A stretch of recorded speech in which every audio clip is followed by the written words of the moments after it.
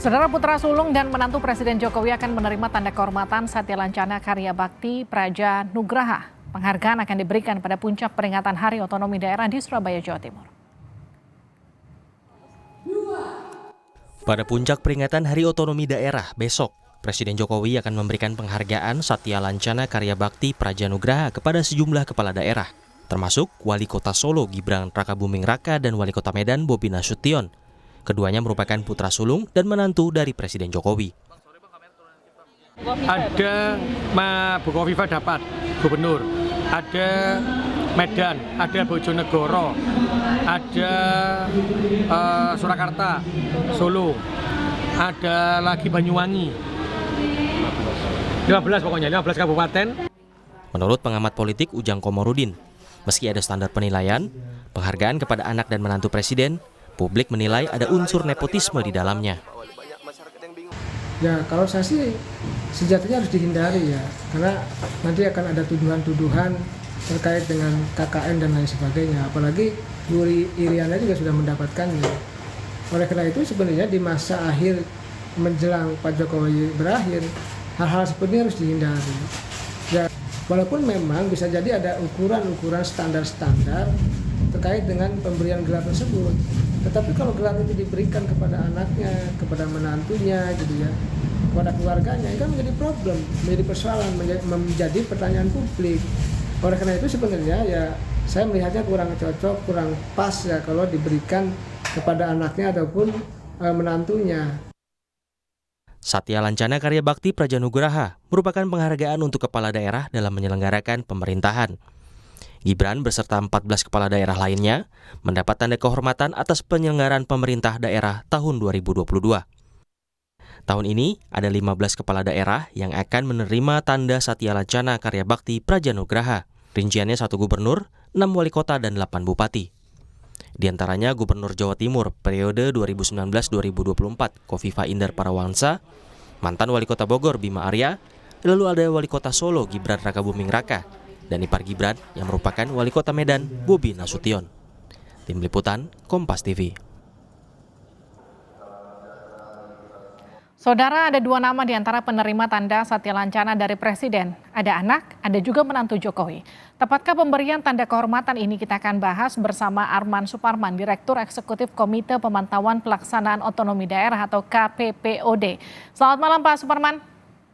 Selamat malam Pak Livi. Jadi ada nama anak dan juga menantu Pak Jokowi yang juga dapat tanda kehormatan. Menurut Anda sudah tepatkah ini?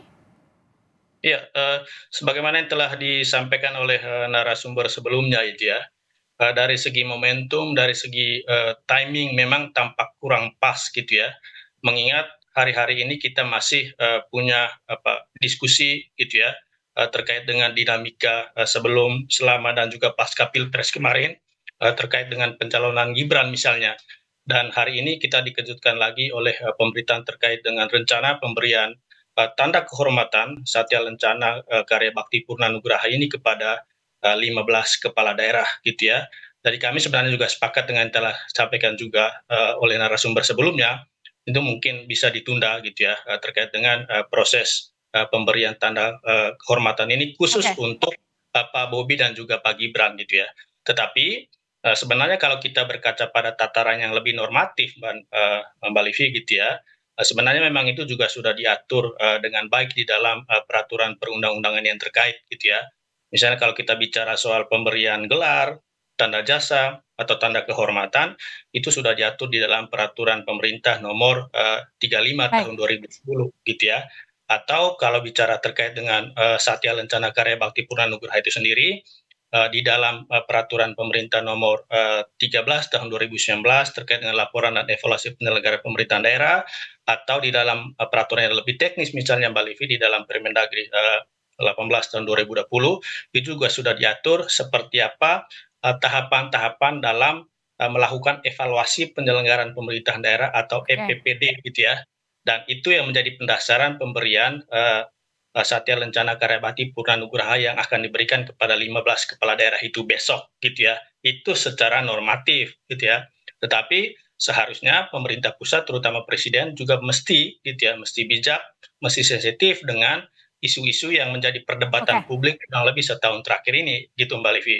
Pak Arman, tapi kan kalau kita harus bisa melihat dari dua sisi. Kalau tadi dari sisi masyarakat mungkin ada tudingan nepotisme, ini adalah anak dan juga menantu presiden yang dapat penghargaan. Tapi gini, kalau dari sisi kriteria untuk mendapatkan penghargaan, dari sisi prestasi, dari sisi lama menjabat atau apapun yang menjadi unsur untuk mendapatkan penghargaan tersebut, menurut Anda sudah memenuhi belum? Ya, seperti yang tadi saya sampaikan secara normatif memenuhi gitu ya. Karena kalau lihat EPPD tahun 2022, lebih khusus lagi sebagaimana diatur dalam Permendagri 18 2020 misalnya, yang dipertimbangkan dan diusulkan untuk masuk di dalam nominator mendapat tanda kehormatan Satya Lencana Karya Bakti Purna Nugraha ini adalah 3 teratas untuk provinsi gitu ya, 10 besar untuk level kabupaten kota gitu ya. Dan kalau melihat persyaratan normatif ini kan itu sudah memenuhi gitu ya. Kalau lihat 15 kepala daerah itu Mbak Livi gitu ya, itu juga sudah masuk di dalam 3 besar provinsi atau 10 besar kabupaten kota gitu ya. Di provinsi misalnya, itu sebenarnya posisi teratas itu kan Jawa Tengah, kemudian Jogja, baru Jawa Timur gitu ya. Tetapi Satya Lencana ini hanya diberikan sekali seumur hidup dan Pak Ganjar kemudian Sultan sudah mendapatkan itu beberapa tahun yang lalu gitu ya. Begitu juga di level kabupaten kota gitu ya. 15 atau 14 kabupaten kota itu sudah masuk di dalam 10 besar itu meskipun ada beberapa kota dan kabupaten yang tidak masuk gitu ya karena memang ada yang sudah mendapatkan sebelumnya atau mungkin dalam proses nominasinya itu tidak memenuhi kriteria. Tapi kalau bicara kriterianya sendiri, Mbak Livi, berkaca kepada evaluasi penyelenggaraan pemerintahan daerah itu sendiri kan, itu publik bisa melihat sebenarnya. Pertama pada tataran kinerja makro gitu ya, kinerja makro.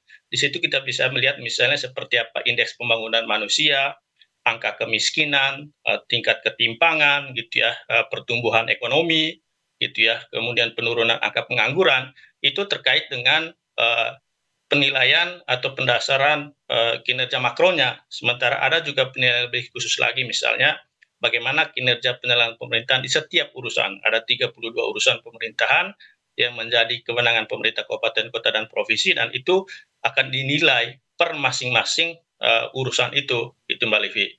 Jadi Itu kalau tadi. menurut Anda ini lebih baik ditunda? Dari sisi normatif oke, tetapi dari sisi momentum menurut kami ditunda gitu ya. Terutama atau dipertimbangkan kembali memasukkan nama wali kota Medan dan juga wali kota Surakarta untuk masuk di dalam kepala daerah yang akan menerima penghargaan atau tanda kehormatan Satya Lencana Karya Bakti Purna Nugraha ini. Mengingat seperti yang tadi saya sampaikan gitu ya, momentumnya kurang pas, masih ada diskusi, Oke. wacana, kontroversi, polemik terkait dengan politik kekerabatan, politik dinasti gitu ya. Kan dari sisi etika juga tampak kurang pas, kurang elok ketika misalnya seorang presiden memberikan penghargaan kepada menantu dan juga wali kota anaknya sendiri gitu Mbak Livi. Baik, terima kasih Pak Arman Suparman sudah bergabung bersama kami di Sapa Indonesia Malam. Sehat-sehat selalu.